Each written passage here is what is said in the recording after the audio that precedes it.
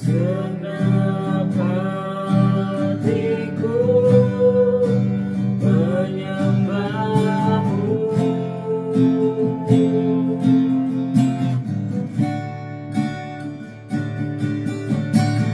Seluruh hidupku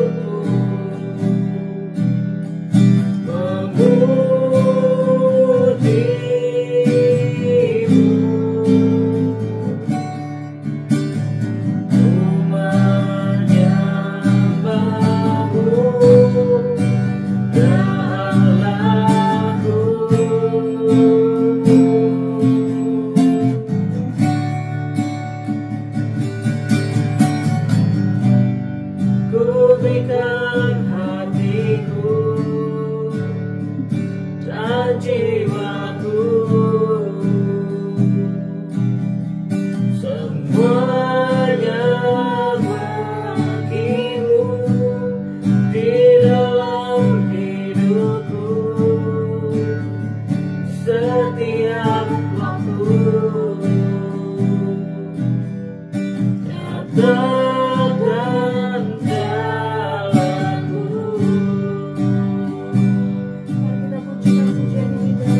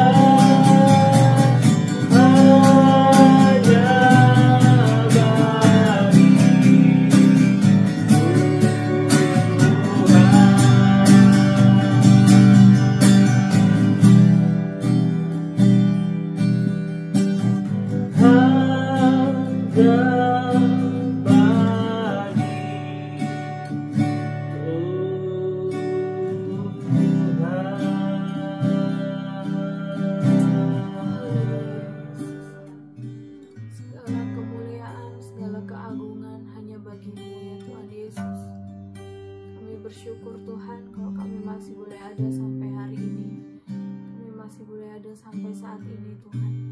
Apapun keadaan kami pada malam hari ini Tuhan Yesus, kami mau menyatakan Tuhan bahwa kami rindu Engkau Tuhan lebih dari segala yang ada dalam hidup kami.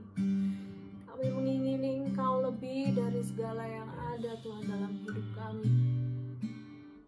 Mari ya Tuhan pada malam hari ini berbicaralah Tuhan bagi setiap kami Tuhan Yesus. Kami mau berikan hidup kami berikan hati kami buka hati kami Tuhan selebar-lebarnya Tuhan, agar kami boleh hati kami boleh menjadi tanah yang subur Tuhan bagi kebenaran firman-Mu. Kami percaya Tuhan Roh Kudus Kau memberikan pengertian bagi setiap kami, agar kami boleh mengerti apa yang Tuhan mau dalam hidup kami melalui kebenaran firman-Mu malam hari ini Tuhan.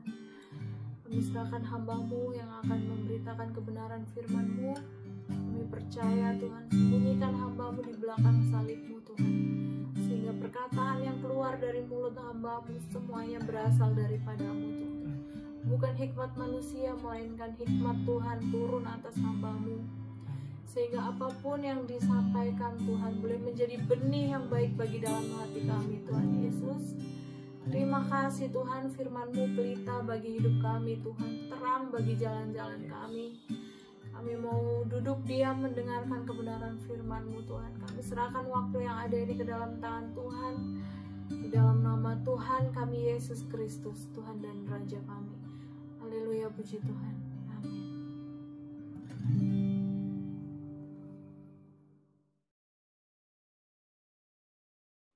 Shalom Bapak Ibu yang terkasih dalam nama Tuhan Yesus Kristus. Selamat malam semuanya. Saya percaya bahwa kita semua ada dalam keadaan yang luar biasa pada malam hari ini. Amin, saudara-saudara sekalian.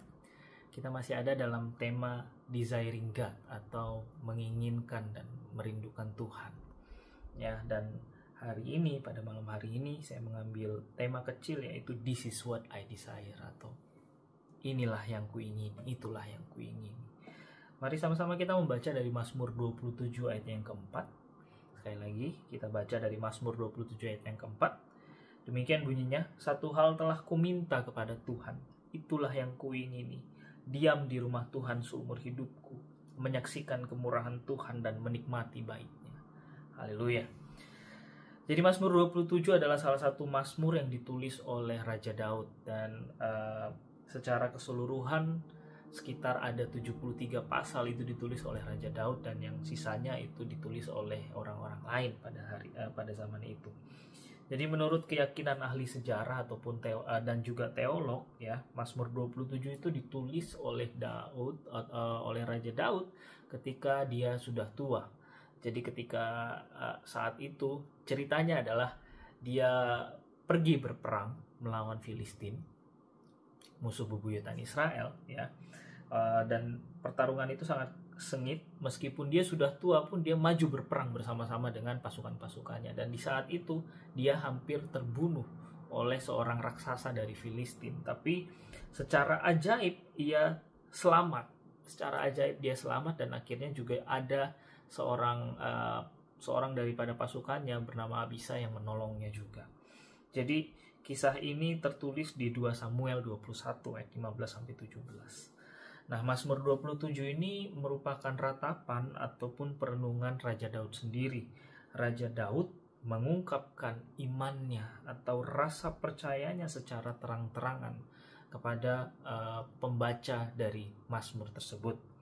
Ya, bahkan kalau mau dikatakan gini, sebagai raja yang banyak sekali pergi berperang dan menang dalam setiap perang-perang yang ia lakukan kepada bangsa-bangsa yang ada di sekitarnya, di sekitar wilayah Israel, Raja Daud tidak membanggakan pasukan-pasukannya, dia tidak membanggakan panglima-panglimanya ataupun jenderal-jenderalnya, tapi dia malah membanggakan Tuhan.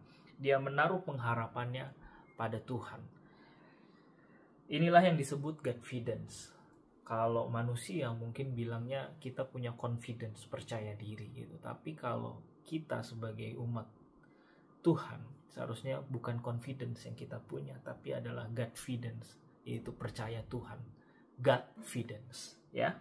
Nah, Raja Daud bisa memiliki confidence atau kepercayaan yang penuh kepada Tuhan seperti ini karena dia mengenal dengan pasti siapa Allahnya. Dia mengenal secara pasti siapa Allah yang pernah menolong dia bahkan saat mudanya sampai dia menjadi raja, dan bahkan setelah itu banyak sekali kisah kehidupan Raja Daud yang ia lalui bersama-sama dengan Tuhan, bahkan sampai masa tuanya ia tetap bersama-sama dengan Tuhan. Meskipun kita mau lihat perjalanan ceritanya Daud sendiri, itu bukan perjalanan yang membahagiakan. Banyak sekali hal-hal yang ia lalui, masa-masa sukar yang ia harus lalui itu banyak sekali. Tapi tetap dia mengandalkan Tuhan dalam itu semua, dan dia terlepas dari masa-masa sukarnya itu karena Tuhan memelihara kehidupannya. Jadi Mazmur 27 dapat tercipta karena hubungan sang pemazmur atau hubungan Raja Daud itu sendiri kepada Tuhan, kepada Allah. Dan kita tahu bahwa dengan banyak sekali mazmur yang diciptakan oleh Daud, saya rasa hubungan antara Raja Daud dan hubungan antara Raja Daud dan Tuhan itu bukan hubungan yang biasa-biasa aja. Ya, bukan hubungan yang ya seperti teman biasa, enggak. Saya yakin tidak seperti itu. Kalau kita yang punya hubungan yang erat aja, mungkin kita belum bisa membuat puisi atau sajak atau lagu yang kita bisa kasih kepada orang yang terdekat sama kita sekalipun. Tapi Raja Daud mampu untuk menciptakan segala macam syair yang luar biasa untuk memuji memuliakan Tuhan Allahnya. Ya, jadi saya yakin bahwa hubungan antara Raja Daud dan Tuhan itu adalah hubungan yang sangat erat, hubungan yang sangat intim. Jadi dalam pasal dan ayat yang lain juga ada dikatakan seperti ini ya. Di Mazmur 63 dikatakan, "Ya Allah, Engkaulah Allahku, aku mencari Engkau. Jiwaku haus kepadamu, tubuhku rindu kepadamu, seperti tanah yang kering dan tandus, tiada berair." Ya, bayangkan saking hausnya Daud katakan, saking dia rindu sekali sama hadirat Tuhan. Dia bisa katakan hatinya, tubuhnya itu seperti tanah yang kering dan tandus tanpa air, padang gurun seperti itu. Bukan tanah yang subur, tapi tanah yang tandus, tanah yang kering. Itu yang dikatakan oleh Raja Daud ketika ia sangat teramat rindu kepada Tuhan. Nah, yang dapat memuaskan roh kita secara penuh hanya Yesus. Hanya Yesus satu-satunya pribadi yang dapat membuat kita menjadi penuh. Bahkan kalau kita ingat apa yang telah kita dengarkan di hari Minggu, bahwa yang dapat membuat sukacita kita penuh itu hanya satu pribadi, yaitu Yesus Kristus sendiri. Itu adalah pribadi yang menjadi sumber kita. Segala sumber, saya mau katakan gini, sumber sukacita, sumber damai sejahtera, sumber hikmat, sumber kebijaksanaan, dialah satu-satunya sumber kita. Jadi jangan pernah kita berharap pada hal-hal lain yang ada di sekitar kita, mungkin pekerjaan kita, kekayaan kita, pasangan kita. Hal-hal itu semua akan berlalu. Tapi Tuhan tidak akan pernah berlalu dalam kehidupan kita. Tuhan setia. Tuhan yang sama yang sudah membawa saya 33 tahun, hampir 34 tahun sampai sekarang ini. Tuhan yang sama yang tetap akan menyertai saya sampai saya tua nantinya. Sampai Tuhan memanggil saya kembali. Saya percaya bahwa Tuhan tidak pernah meninggalkan saya, sama seperti Tuhan tidak akan pernah meninggalkan kehidupan kita semua yang mendengarkan firman Tuhan pada malam hari ini. Ya. Jadi sekali lagi yang dapat memuaskan roh kita secara penuh hanya Yesus Kristus sendiri. Nah, ada pepatah dunia mengatakan gini, tak kenal maka tak sayang. Nah, kalau kita lanjutin berarti gini, tak sayang maka tak rindu. Nah, jadi gini, pertanyaannya yang mungkin kita bisa renungkan, yang perlu kita renungkan dalam kehidupan kita sehari-hari, gini. Masihkah kita punya rasa rindu itu sama Tuhan? Masihkah kita punya rasa rindu di mana kita betul-betul menginginkan hadiratnya, kita menginginkan Ia datang dalam kehidupan kita, menginginkan Dia setiap waktu, untuk tetap terus bersama, bergumul bersama dengan Dia, untuk tetap terus ada dalam hadirat-Nya, untuk terus ada bersama dengan Dia, Dia dalam kita dan kita ada di dalam Dia. Masihkah kita punya rasa rindu itu? Atau rasa rindu kita sudah digantikan dengan hal-hal lain, dengan hal-hal duniawi yang lain? Firman ini bukan hanya untuk saya, bukan hanya untuk Bapak Ibu Saudara sekalian, maaf, tapi juga untuk saya. Mari kita sama-sama kembali mengintrospeksi diri kita, hidup kita, bahwa apapun yang terjadi dalam kehidupan kita, pada akhirnya kita akan kembali kepada Yesus, kembali kepada Sang Pencipta kita. Nah, pertanyaannya, kalau Tuhan setia, seberapa setia kita dalam kehidupan kita, dalam kehidupan kita, pengiringan kita kepada Kristus? Seperti apa kita? Apakah masih ada rasa rindu itu? Rasa rindu, rasa haus dan lapar akan Tuhan, akan hadirat Tuhan, akan firman Tuhan. Masih adakah rasa itu dalam kehidupan kita? Coba cek seberapa dalam kasih kita kepada Tuhan. Apakah kita masih mengasihi Tuhan dengan segenap hati dan pikiran kita, dengan segenap perbuatan kita? Atau kasih kita kepada Tuhan sudah layu? Kasih kita kepada Tuhan semakin pudar? Apakah itu yang terjadi? Hanya Bapak Ibu Saudara sekalian yang bisa menjawab itu semua. Saya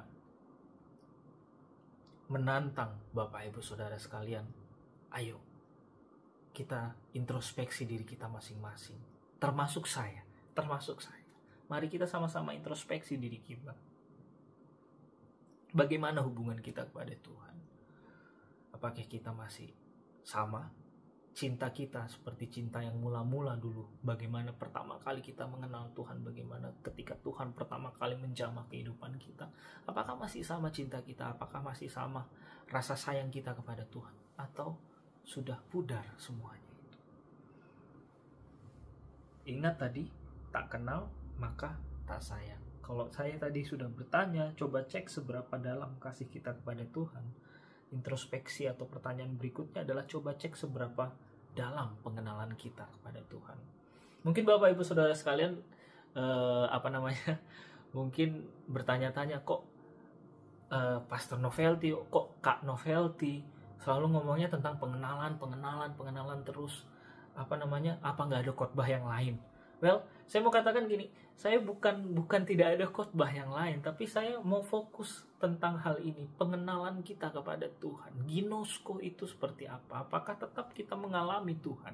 Apakah kita tetap mengenal Tuhan, semakin mengenal Tuhan dalam kehidupan kita, atau kita berhenti untuk mengenal Tuhan dalam kehidupan kita dan kita menggantikan waktu untuk mengenal Tuhan itu dengan hal-hal yang lain?